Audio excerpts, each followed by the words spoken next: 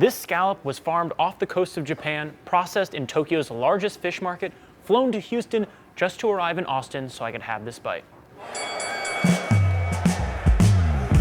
That sourcing is just one of the reasons why Tatsumi is my favorite sushi in Austin.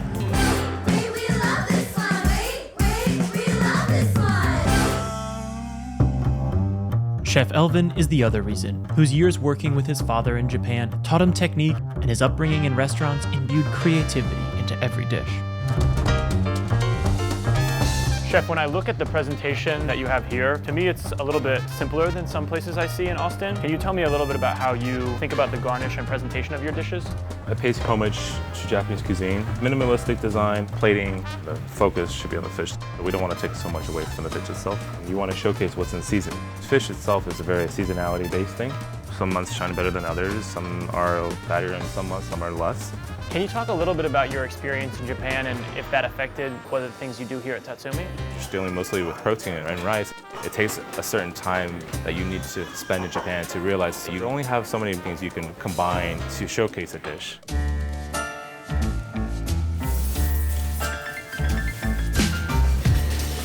Chef just got in a big shipment of fish from Japan, so we're gonna go back in the kitchen and see what he's got today. Wow, look at that, it's beautiful. I grew up in the fish markets of New Jersey where all the fish had their heads on it. And they go, you want the head or not? And then whoosh. This one right here is gonna be katsuo. This is yukimasu, or snow trout. This is a Mount Fuji trout. This is chub mackerel, norogoro. It's probably one of the most fattier fishes in the sea. We've already gone through so many things that my friends in high school called me. Fattest fish in the sea, chub mackerel, I mean. These are iwashi, Japanese sardines. Wow, these are beautiful. BGB king salmon. Is that the biggest fish we have today, or is the tuna? The biggest fish, we have the tuna. The tunas are huge by themselves, yeah. Wow, wow, wow, wow. Oh my God. This is a maguro kiri, so tuna knife. The goal of breaking down a tuna is to use the least amount of cuts possible to retain the structural integrity of the fish when you serve it to the customer. Is that right? So just like steaks, it needs some time for colors to come up.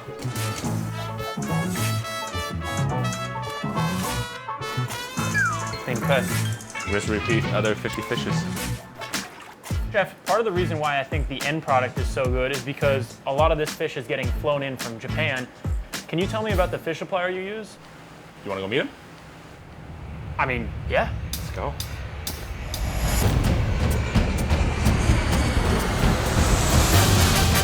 I spent 16 hours on planes just to go to Tokyo to visit the market that supplies the fish for the top sushi restaurants in the world, from Hong Kong to Los Angeles. Elvin, where are we right now? We're currently in Japan in Toyoso Fish Market. It's the largest fish exporting and importing vendors. Have multiple brokers that buy fish and sell fish, and this is one of the places that we personally import from. My name is Maya Murakami. I am in the exporting company. This is the Yamaharu. So Yamaharu is like the most biggest company in the Toyosu market. His name is Yamazaki-san. He is the CEO of this company. His dad started this amazing business, so now his experience have 35 years. When he was a little, of course, like he is hanging along here. His grandfather, they are fisherman. His toy was a live shrimp. He was like, so he started this job when he was 18 years old. The tuna going to a really famous Michelin stars restaurant. His quality is like a top quality. He has a power here. Seeing the best tuna master in Tokyo break down a bluefin gives a sense of the amount of craft put into every fish that gets shipped out. While Elvin has a choice of every fish in the sea, we'll show how he prepares them for omakase, lunch meals, and unforgettable bites. Chef, what do the Japanese characters behind you mean? So when you go to eat at an omakase restaurant in Japan, each chef will have a signage like this. Basically, it means their vision and how the dinner is supposed to be enjoyed. And this one means ichigo ichie. At this very moment, nothing can be repeated, and enjoy life to the fullest. One of the other things I love about Tatsumi is I feel like you're one of the only spots in town that has both affordable and really unique options. Sushi should be accessible. It should be easy. If you want to have a beer and a roll, you can come here. And if you really want to have an omakase, you can also come here. Chef, what do we have here? Here we have a tuna fillet.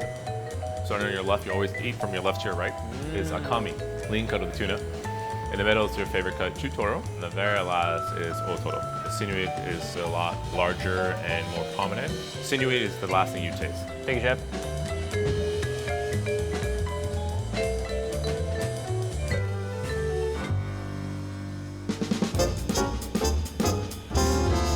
Thank you, Chef. What do we have here? We have our fresh shock diver scallops, a little bit of yuzu zest, Hawaiian sea salt, and yuzu juice.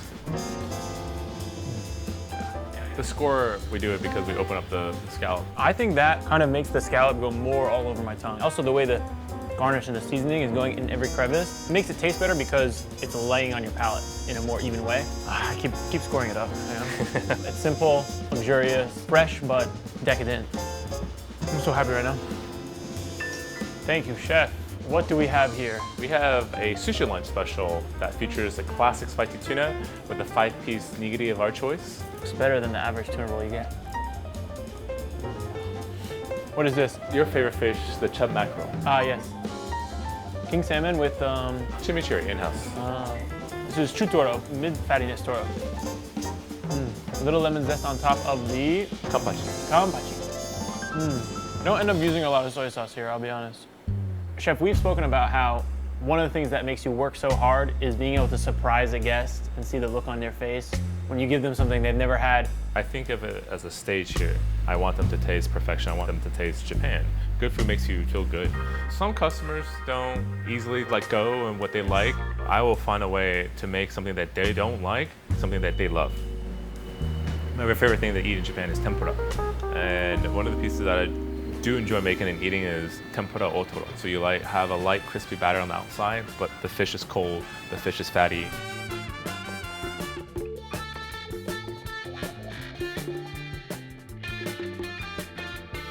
The one on the left has yuzu oroshi, grated daikon with a little bit of yuzu juice, and has a little bit of chives and truffle salt. And then the one on the right, it's going to be the same bite, but instead of this, it's going to have osetra caviar, a little bit of shiso flowers, and truffle salt. A little bit of fatty tuna fried off.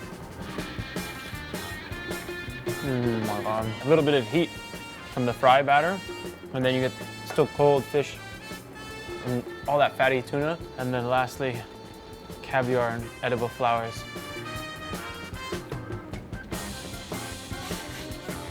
Cut the cameras. I don't want you guys to see me in this private moment. So good, Chef. Thank you. You have to experience that. It's like nothing else you've ever had. Transcendent bite. When you hit the, that's when you know you didn't know sushi could be like that. This is the only fish that we use our hands to fillet. We don't use a knife. Whoa. The bloody affair. Now, normally, is this done in the back? This is done in the back. Yeah. I think they should call this the 10-minute nigiri because that's about how long it takes to make one of these.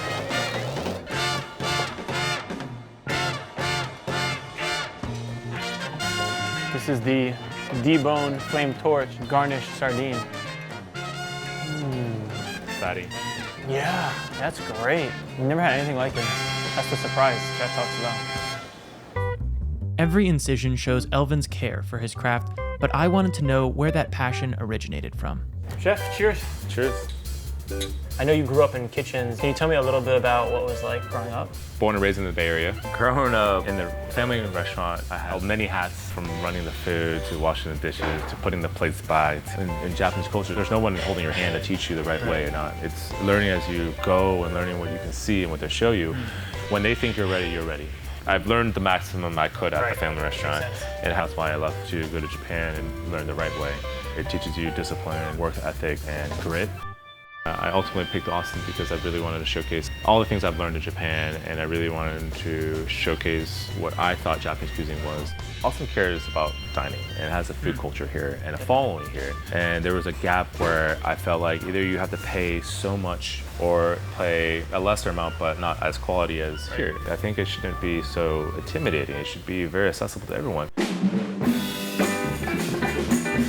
What keeps me going is the chance to create an experience for the guests. Without that, I don't think I can be standing here 7 days a week or 6 days a week. I feel so obligated. I have to be here. I have to be the one making their food. I feel so at peace when I make the food, honestly. In a world where so many restaurants feel pressure to commodify and automate every task, Elvin stands out. One meal at Tatsumi, and you can taste the difference.